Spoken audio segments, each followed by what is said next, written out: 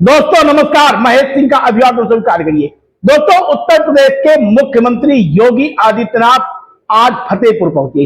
इस दौरान उन्होंने विपक्ष पर बड़ा हमला बोलते हुए कहा कि पहले के हालात ऐसे होते थे कि देख सपाई बिटिया घबराई, लेकिन अब आज के समय में ऐसे हालात नहीं है। उन्होंने कहा कि बहन बेटियां व्यापारी सब सुरक्षित हैं, कानून का राज है। उन्होंने कहा कि गुंडों, माफियाओं एवं अपराधियों की सिर्फ दो जगह बची है, या तो जेल या फिर जहन्नुम।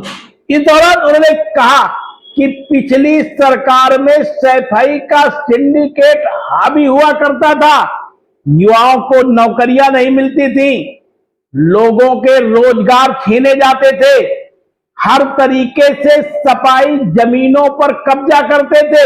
लेकिन अब ऐसा नहीं हो रहा है। उत्तर प्रदेश उत्तम प्रदेश बन रहा है। यहां पर इन्वेस्टर आ रहे हैं, रोजगारों को रोजगार मिल रहा है। दर्शकों, खबर को विस्तार से जानने से पहले चैनल को सब्सक्राइब कर लीजिए और लाइक के साथ साथ कमेंट करना ना भूलिएगा।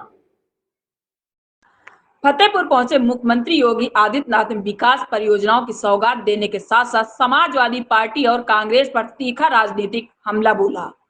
नकल माफिया, युवाओं की नौकरियां और कानून व्यवस्था जैसे मुद्दों पर सीएम ने विपक्ष को जमकर घेरा। फतेहपुर की धरती से मुख्यमंत्री योगी आदित्यनाथ ने मिशन 2027 का चुनावी बिगुल फूंकते हुए समाजवादी पार्टी और कांग्रेस पर जोरदार हमला बोला।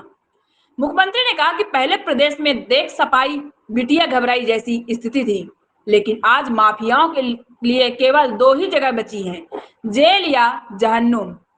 सीएम योगी ने आरोप लगाया कि सफेद सिंडिकेट ने युवाओं की नौकरियों पर डाका डाला और नकल माफियाओं को संरक्षण दिया।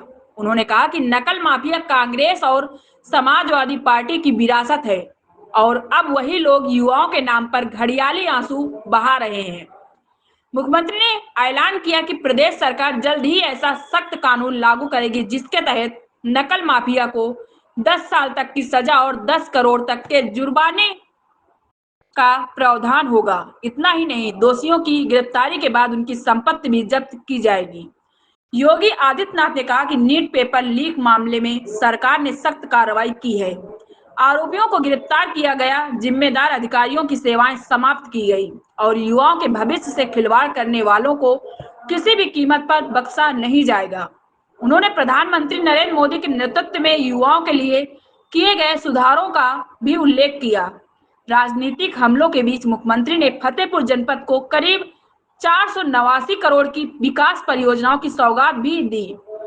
उन्होंने कहा कि प्रदेश सरकार विकास, सुरक्षा और सुशासन के एजेंडे पर लगातार काम कर रही है। अब इस भाषण को विपक्ष किस तरह जवाब देता है, इस पर सभी की नजरें टिकी हैं।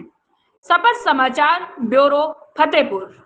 मैं यूपी के नौजवानों से कहना चाहता हूं, ये डबल इंजन की सरकार, याद करिए, पहले दिन से कह रही है कि जिसने छात्रों और युवाओं के भविष्य के साथ खिलवाड़ किया तो मान करके चलिए कि उस माफिया के लिए दो ही जगह होगी, या तो जेल होगी और संपत्ति जो भी बाप दादों के द्वारा कमाई गई संपत्ति होगी उसको हम जब्त भी करेंगे।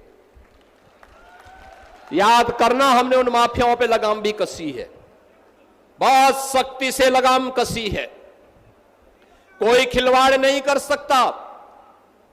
अगर खिलवाड़ सपा की तरह, समाजवादी पार्टी की सरकार की तरह खिलवाड़ होता तो यूपी के अंदर हम 9 लाख से अधिक नौजवानों को सरकारी नौकरी नहीं दे पाते।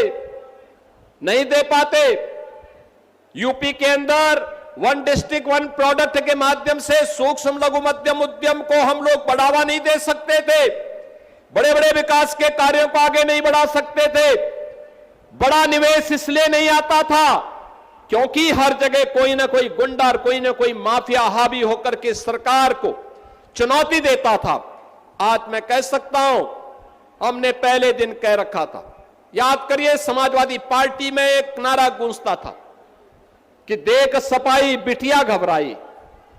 बहन और भाइयों, अब ये नहीं है, अब माफिया हो, पेशेवर माफिया हो या बेटी और व्यापारी की सुरक्षा के लिए खतरा बना हुआ कोई गुंडा हो, इनके लिए दो ही जगह, या जेल है या जहन्नुम है, इसके अलावा तीसरी कोई जगह नहीं है इनके लिए। आप देख रहे हैं शपथ समाचार।